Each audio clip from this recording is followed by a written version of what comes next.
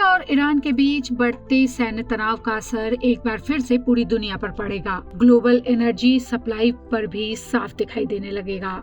अमेरिकी सेना ने लगातार दूसरे दिन ईरान के कई ठिकानों पर विनाशकारी हमले किए, जिसके बाद हॉर्मुज स्ट्रेट में जहाजों की आवाजाही लगभग ठप हो गई है। भारत समेत लगभग आधी दुनिया की तेल और नेचुरल गैस की सप्लाई इसी समुद्री रास्ते से गुजरती है। इसलिए इस इलाके में बढ़ते तनाव ने पूरी दुनिया की चिंता बढ़ा दी है। हॉर्मुज से गुजरने वाला समुद्री ट्रैफिक अब लगभग रुक गया है, लेकिन इस तनाव के बीच भारत का तिरंगा लगाए जहाज नंदा देवी LNG लिए तेजी से स्ट्रेट ऑफ हॉर्मुज को पार कर गया है। जिस तरह से अमेरिका और ईरान के बीच फिर से युद्ध की स्थिति बनती जा रही है, एक बार फिर पूरी दुनिया में महंगाई बढ़ेगी, पेट्रोल डीजल महंगे होंगे, गैस की कीमत बढ़ जाएगी और पूरी दुनिया की अर्थव्यवस्था हिल जाएगी। यही खतरा इस वक्त दुनिया के सामने खड़ा है। अमेरिका और ईरान के बीच तनाव एक बार फिर खतरनाक मोड़ पर पहुंच चुका है। पिछले 2 दिनों में अमेरिका ने ईरान के कई सैन्य ठिकानों पर बड़े हमले किए। जवाब में ईरान पीछे हटने को तैयार नहीं है, लेकिन सबसे बड़ी चिंता किसी शहर या सैन्य ठिकाने की नहीं बल्कि हॉर्मुज स्ट्रेट की है। यही वो समुद्री रास्ता है जहां से दुनिया की करीब 20% कच्चा तेल और बड़ी मात्रा में प्राकृतिक गैस गुजरती है। भारत भी अपनी बड़ी ऊर्जा जरूरतों के लिए इसी रास्ते पर निर्भर है।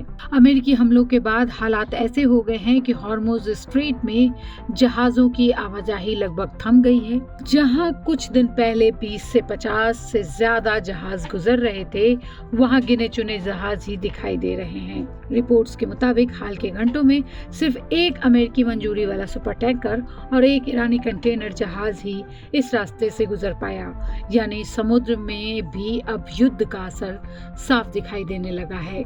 लेकिन इसी बीच एक अच्छी खबर ने बाद सबका ध्यान खींचा। तनाव के बीच भारतीय तिरंगा लगाए LPG जहाज नंदा देवी सुरक्षित तरीके से हॉर्मुज स्ट्रेट को पार कर गया।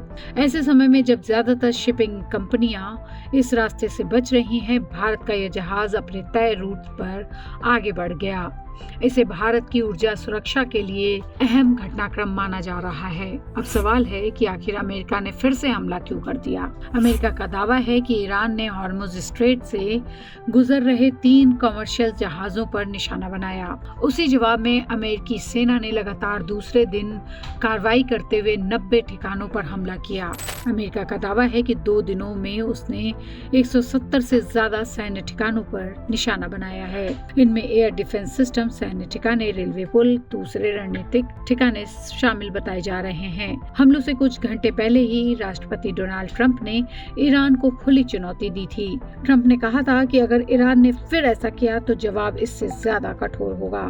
दूसरी तरफ ईरान भी झुकने को तैयार नहीं। ईरानी संसद के स्पीकर ने साफ कहा, अगर हमला होगा तो जवाब भी मिलेगा।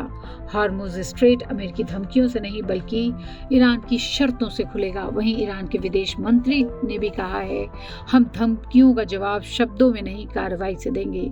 इसके बाद ईरान ने बहरीन, कुवैत मौजूद अमेरिकी सैन्य ठिकानों पर मिसाइल और ड्रोन से हमला करने का दावा किया। वहीं बंदर अब्बास, चाबहार, सिरीक और हॉर्मुज़गान प्रांत के कई इलाकों में धमाकों की खबरें आई। यानी हालात सिर्फ बयानबाजी तक सीमित नहीं है, जमीन और समुद्र दोनों पर तनाव लगातार बढ़ रहा है। इस पूरे संकट का सबसे बड़ा असर दुनिया की अर्थव्यवस्था पे पड़ सकता है।